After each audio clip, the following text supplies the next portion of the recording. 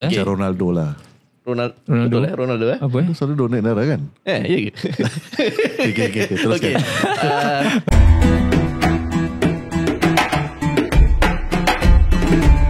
Assalamualaikum warahmatullahi ta'ala wabarakatuh. Buat para pendengar dan penonton, selamat datang kami ucapkan. And thanks to everyone for tuning in to our first ever podcast InsyaAllah. of Fikir Sekejap edisi Ramadan. Jadi Fikir Sekejap edisi Ramadan ni kita adakan khas anjuran atas anjuran Darul Fikir.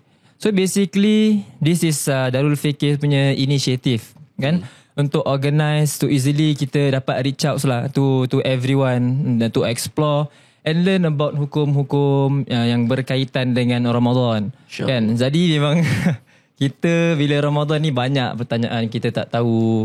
Jadi podcast ni insya-Allah kita ada ustaz-ustaz kita juga yang akan rungkaikan persoalan-persoalan yang ada dalam diri kita, and also untuk clear lah doubts kita tentang Ramadan dan sebagainya. And also dalam podcast ini khas kita bawa ustaz-ustaz kita untuk share the real situation yang mereka alami dekat masjid-masjid khususnya. Okay, jadi sebelum kita mulakan, kita introduce diri kita dulu.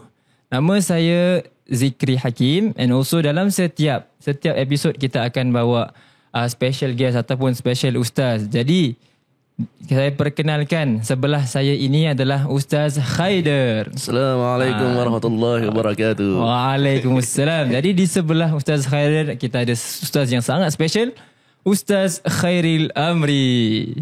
Assalamualaikum. Jadi Ustaz Haider mungkin boleh intro sikit lah pasal Ustaz, and also Ustaz Haider. Nanti Ustaz Haider silakan. Okey, bismillah. Assalamualaikum semua. Nama saya Muhammad Haider bin Rohani. Saya adalah ketua untuk Jabatan Community Engagement dan Social Development lah di Masjid Al-Iman. Masya-Allah. Allah. Kira Ustaz Khairil pula. sebelah saya ni semua banyak hit Jadi jadi Ustaz Khairil, silakan Ustaz. Okay.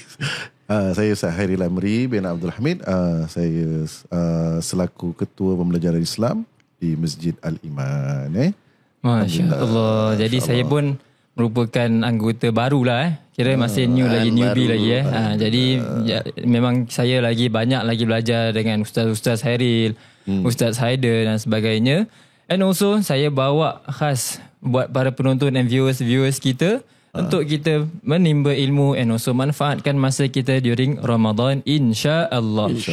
Jadi kita nak waste time lagi. Kita terus dive into kita punya question. Okay, boleh. Jadi apa yang question yang saya akan tanyakan ni adalah based on bila tu Instagram kita ada buka box, question box. Jadi dekat situ ada a few followers kita yang tanya pasal Ramadan.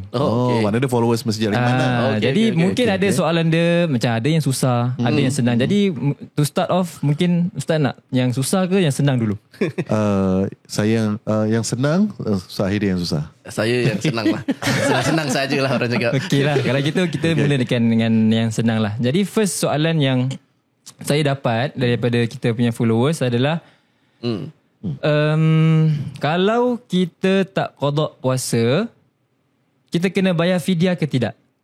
Dan kalau bayar fidyah tu, kita masih kena qada tak? Kan? Jadi how to bayar fidyah? Jadi contohnya mungkin orang tu dia tinggalkan puasa.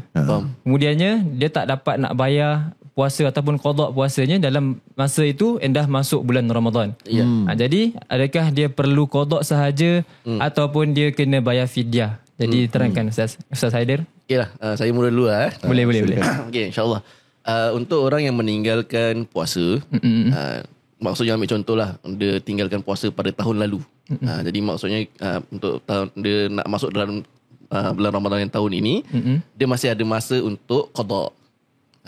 Itu masa dia lah, masa yang dalam nak dekat setahun tu, daripada bertemu daripada Ramadan yang sebelumnya sehingga ke selepasnya, dia itu masa dia untuk qada.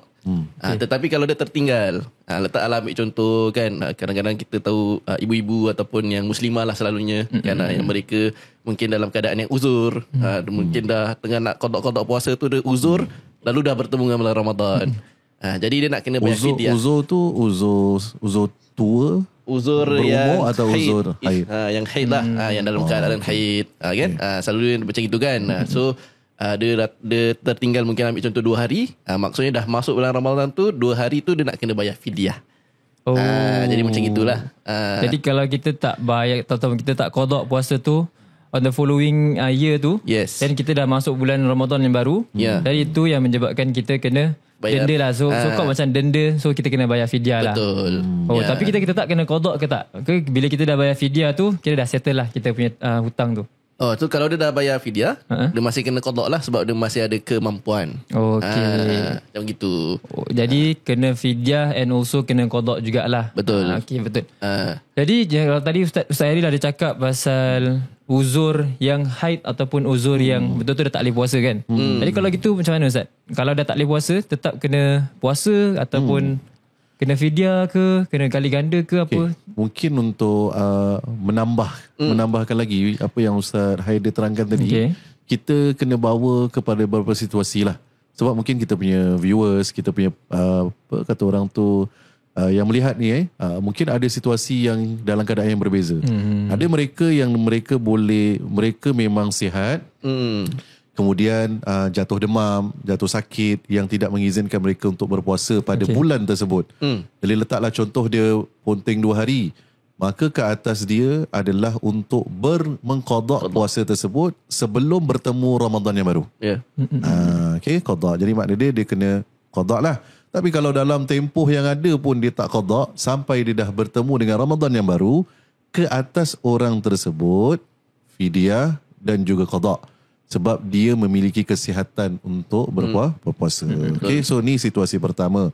Situasi kedua, mungkin ada juga viewers kita yang mungkin orang yang dalam keadaan yang sakit, diiktiraf oleh doktor, awak tak boleh berpuasa.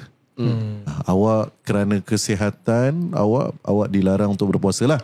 Awak kena makan ubat 1 hari 3 kali dan benda ni menjadi satu rutin bagi diri awak. Mungkin makan ubat. Mungkin juga kerana sakit yang sudah membawa kepada keuzuran, umur yang dah meningkat. Jadi ke atas mereka 30 hari tidak berpuasa, tidaklah perlu mereka mengqada puasa mereka, tapi cukup dan memadai dengan membayar fidyah sahaja. Fidyah sahaja. Jadi ini situasi yang kedua lah. Situasi yang tadi mungkin boleh kita lebarkan lagi bagi muslimah pula. Mungkin ada muslimah yang ataupun adik-adik kita yang baru sampai ke usia yang baligh. Wanita yang berusia yang baligh, 12 tahun baligh, 13 tahun baligh. Jadi baru first time this year berpuasa 7 hari tak cukup contohnya. Jadi ke atas mereka dalam keadaan haid, mereka perlu mengqada puasa mereka selepas bulan Ramadan dalam tempoh sebelum bertemu dengan Ramadan yang baru. Okay. Tapi ada juga yang di kalangan wanita di luar sana yang mungkin hamil. Mungkin baru menikah rumah tangga. Yang selalu orang tanya lah, hamil ni macam mana? Yes, mungkin baru Ustaz Hairi baru nikahkan last year kan? Jadi kalau nak tahu Ustaz Hairi ni kita punya naib kadi lah. Jadi dia ambil lah versatile dia sebagai naib kadi. Masya-Allah. Okay, nanti percentage boleh kasih sikit.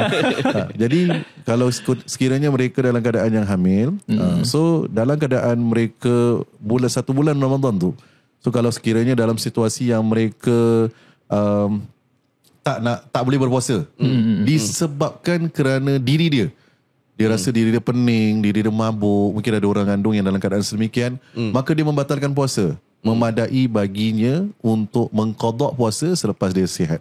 Maknanya dia pasal diri dia lah, dia batalkan, dia sihat. Jadi tempoh dia sama juga sebelum bertemu dengan Ramadan yang akan datang.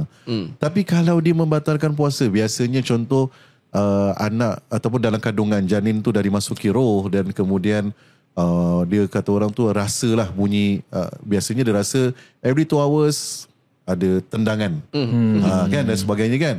Sekali dia rasa diam je, dah 4 jam diam, 5 jam diam. Jadi dia rasa concern, takut dah, dia takut mungkin. Jadi dia minum air, membatalkan puasa, minum air ataupun makan disebabkan kerana nak tengok dalam reaksi kandungan dan sebagainya, dan dia risaukan dengan kandungan, maka ke atas dia mengqada dan juga membayar fidyah. Ini ada yang pandangan mengatakan sedemikian lah. Jadi itu situasinya. Okay. Jadi mungkin ini juga kita boleh lebarkan lah Ustaz Aida. Kalau mungkin ada kat luar sana tanya, kalau qada tu maknanya dia 1 hari membalas kepada 1 hari lah. Betul. Tapi kalau fidyah berapa sekarang Ustaz Aida kakaknya? Fidyah. Kalau fidyah yang setahu saya lah, fidyah ni dia punya value lah. Kita kata value. Value fidyah ni adalah secupak beras. Secupak beras ataupun ni, gandum lah. Depends on negeri mana yang awak tinggal lah. Kalau orang Itali, awak makan gandum lah. Jadi tempat-tempat lain lah harga dia. Kalau macam Ustaz Zikri, saya rasa macam ada Thailand sikit. Jadi mungkin beras Thailand. Okay. Thailand makan beras juga kan? Makan beras. Okay, jadi kalau beras yang sekarang ni secupak beras tu harga dia around $1.40 $1.40 per day.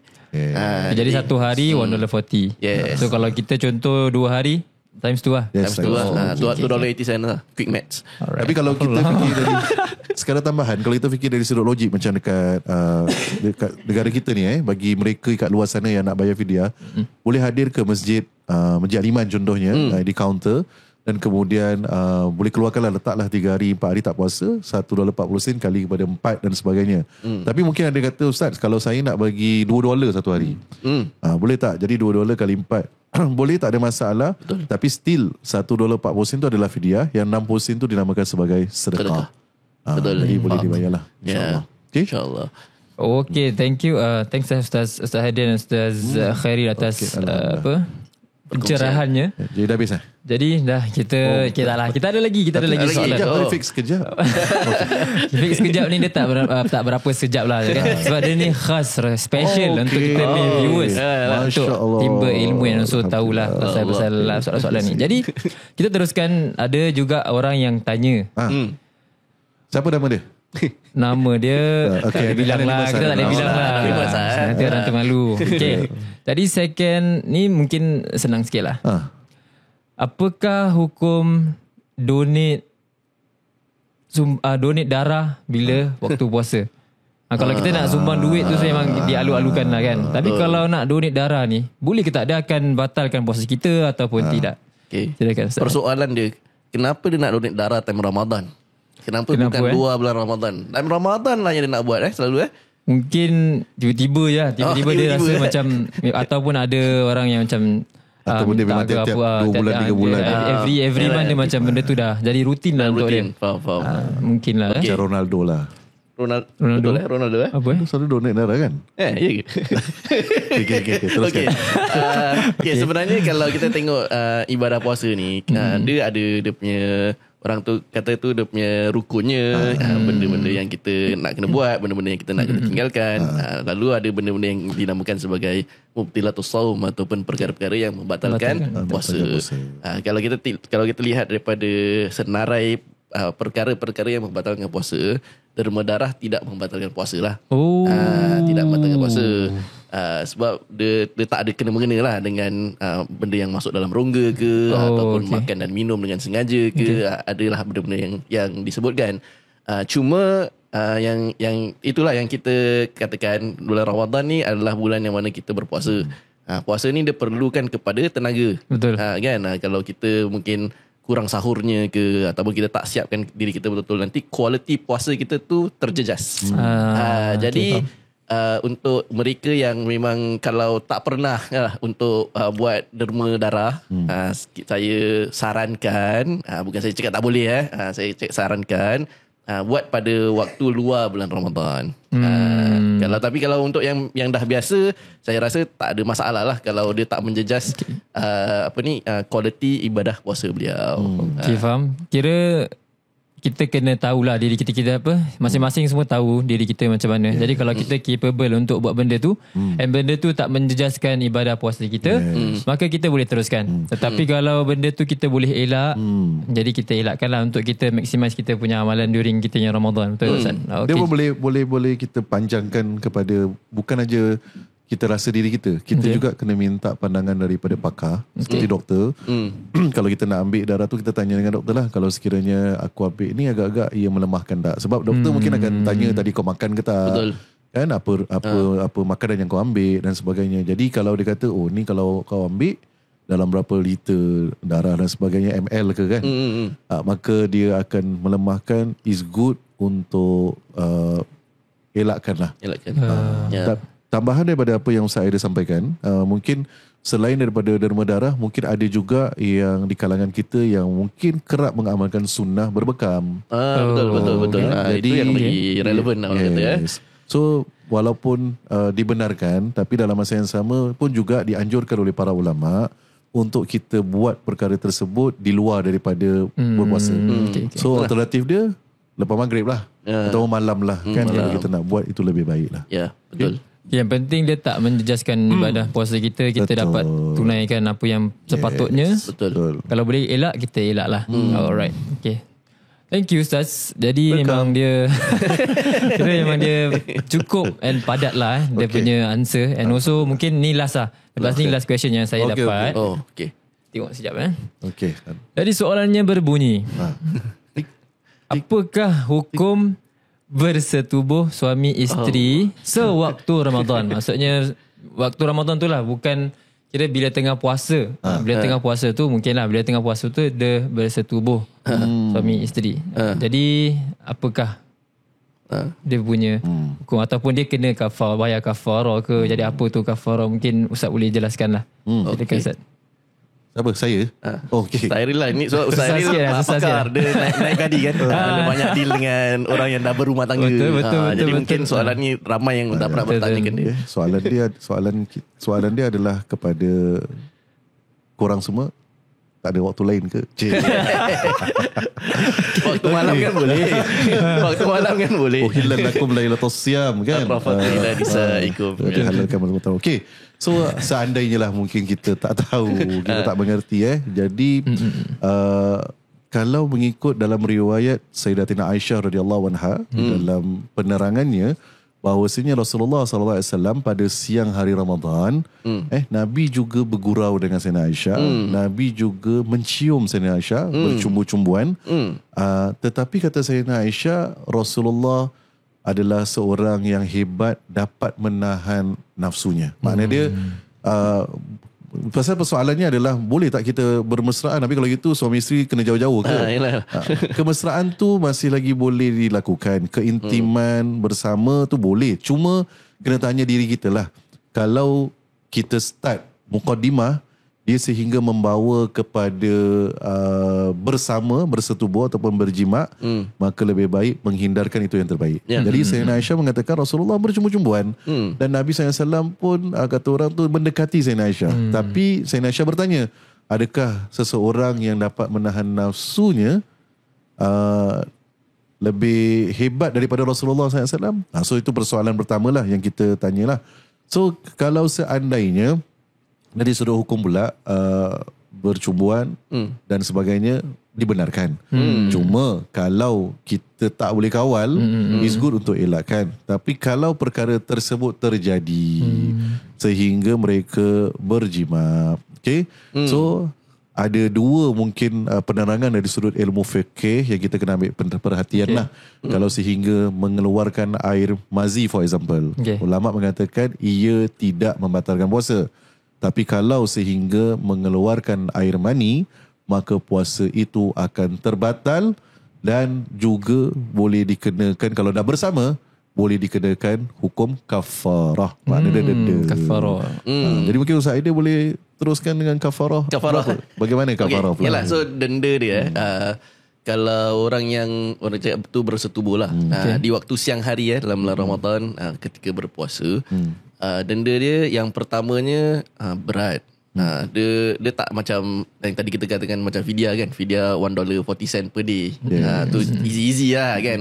$1.40 untuk bayar. Itulah. Bukan susah sangat. Itulah, jadi kafarah ni, denda dia berat kerana seseorang tu kalau dia melaksanakan persetubuhan pada siang hari, maka kafarahnya adalah untuk berpuasa di luar bulan Ramadan untuk 2 bulan berturut-turut. 2 bulan berturut-turut. Kita sebulan je susah. Exactly kan. Kalau contoh macam kita tak berturut-turut. Without MC So the MC pun kira kalau kita skip because of MC, dia start balik. Start balik. Yes. That's why betul-betul. Jadi nak kena orang kata tu be smart lah. Kan nak kena fikir tu betul-betul. Sebab dia punya consequences dia pada akhirnya dia akan lagi menyusahkan. Betul. So kalau dari sudut ilmu matematik 2 bulan adalah 60 hari lah. 60 hari berturut-turut. Kan orang semua makan 2 bulan Ramadan happy-happy, dia kena puasa. Kerana dia boleh melakukan benda tu dalam luar waktu berpuasa. Tapi dia choose to buat time berpuasa. Jadi hikmah dia mungkin kita boleh ambil dari sini, kira macam kena kita betul-betul ambil kewajipan ni dengan teliti lah. Kira jangan kita meremeh-remehkan lah. Jadi itulah. Jadi kalau let's say kita betul-betul tak mampu, contohnya kita tak mampu nak puasa, ada alternatif lain tak? Okay, maka yang seterusnya, kalau orang tu betul-betul dah cuba kan, tak menjadi juga, maka yang seterusnya adalah untuk beliau memberi makan kepada 60 orang miskin. Siti nama sakin lah. Tapi bukan ini adalah pilihan utama Betul. That means kalau dari sudut ilmu fikir, dia kena pilih yang paling atas dulu. Betul. Dia kena buat dulu. Kira sequence dia is 1, 2, 3. Kalau tak boleh buat 1 baru tu. Kalau tak boleh tu kena tengok kalau tu macam mana lah. Kalau dia tak boleh macam tak apa, aku mampu, aku ambil yang nombor 2. So faham. This is kata orang tu denda dia dengan Allah Subhanahu Wa Taala. That's why ibadah puasa ni, dia bukan saja menahan lapar dan dahaga, tapi dia mendidik nafsu dan juga jiwa. That's why lah kalau orang kata puasa kan tak lapar dan dahaga, tapi kenapa kita bersama bersetubuh mengeluarkan sehingga terkeluarnya air mani yang membatalkan? Sebab perkara tersebut dibentangkan adalah untuk mendidik nafsu dan jiwa. Betul. Okay. Alright. Dan juga macam tadi kita balik pada kita cakap tadi, kita tak boleh menekankan yang Islam ini adalah agama yang menzalimi. Macam zalimnya. Tidak. Dia tengah mendidik jiwa kita, tapi Allah mengizinkan lepas maghrib. Lepas maghrib sehingga subuh dibenarkan. Bukan tak ada macam 30 hari kau tak boleh buat apa-apa. Tak. Islam mengajar benda yang sangat baik. Okay. Very clear. Jadi betul lah. Jadi kita kena betul-betul emphasize kalau kita punya puasa semua daripada subuh sampai maghrib. Jadi kalau selepas maghrib tu, kalau kita nak buat apa-apa yang kita nak, tapi contohnya janganlah sampai benda tu benda yang tak baik. Jangan buat maksiat lah. Jadi kalau yang penting after maghrib tu kita boleh buat apa yang kita nak lah. Saya panjangkan sikit mengenai tentang mungkin kat luar sana tadi pasal mereka yang berumah tangga. Betul. Tapi bagi adik-adik yang di luar sana masih lagi belum mendirikan rumah tangga, kemudian tidak dapat mengawal nafsu dan syahwat dalam bulan puasa, kemudian dikatakan dalam bulan puasa tu siang-siang dia tengah sorang-sorang beronani pula, naudzubillah kan, buat benda-benda yang tak senonoh, sehingga terkeluarnya air mani, ia boleh membatalkan puasa anda. Dosa lagi dalam keadaan yang tersebut lah. So perhatikanlah. Jadi tadi tu memang khusus untuk orang yang dah berumah tangga. Okay. Betul lah.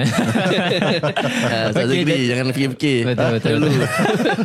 Okay, tak apa. Jadi kita dah tanya Ustaz 3 soalan, and also ni benda dah quite heavy jugalah. Jadi kita sebelum kita end kita punya episod ni, mungkin ada tak satu short nasihat yang Ustaz boleh kasih, yang Ustaz pegang secara khususnya bila Ramadan, ataupun kalau tak ada yang khusus dalam Ramadan, mungkin in general lah nasihat-nasihatnya sikit. Saya start dulu lah. Saya suka kepada hadis Rasulullah sallallahu alaihi wasallam. Man shama Ramadana imanan wa ihtisaba ghufira lahu ma taqaddama min dhanbi.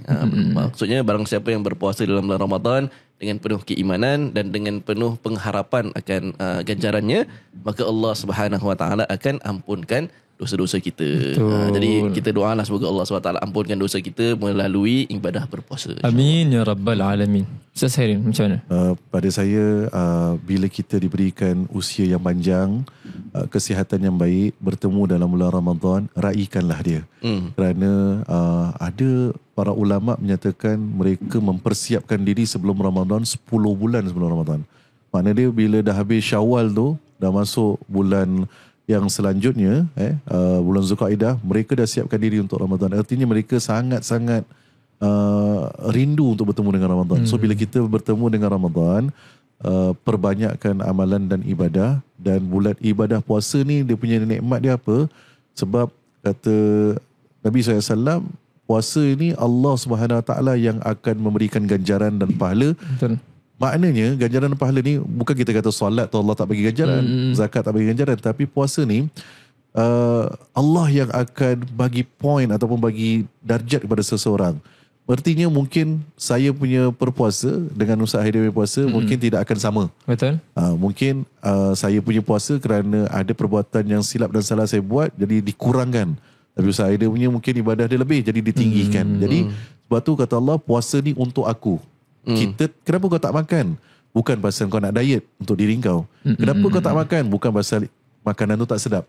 Kenapa isteri hidangkan kau tak makan? Padahal isteri hidangkan. Tapi bukan pasal kita tak nak makan.